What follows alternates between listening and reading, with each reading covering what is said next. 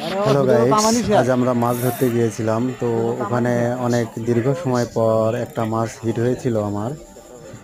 তো হিট হওয়ার পরে মাছটা অনেক শুতে নিয়ে গিয়েছিল, কিন্তু এগুলো জাল আছে, শয়তান জাল নামে পরিচিত। সেই জালগুলোতে বেঁধে যাওয়ার কারণে আমার মাছটি আর উঠাতে পারি নাই। বাজালো নাই কোনোটা? না না না, মাছ আছে কিন্তু ওইদিকেই টানতে আমি মাছটা তুলতে পারিনি। স্থির হয়ে থাকতে হয়। না না, মাছ আছে। কোথায় মাছ তো স্থির হয়ে থাকতে হয় দড়ি নিয়ে। বাচ্চা কোনোটা না, বাচ্চা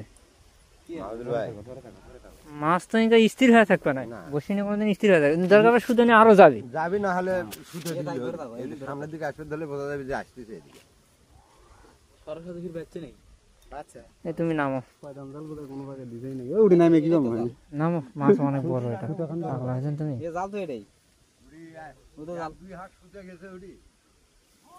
কখন আগে না গেছে না, ধরতেও তো তাও নিয়ে গেল। আরে না, মেলা দিন নিয়ে শুতে হাতের থেকে কতখানি শুতে হয়ে গেছে। এটা ভরা শুতে নয়, কেটে দিলাম ভিডিও। আচ্ছা।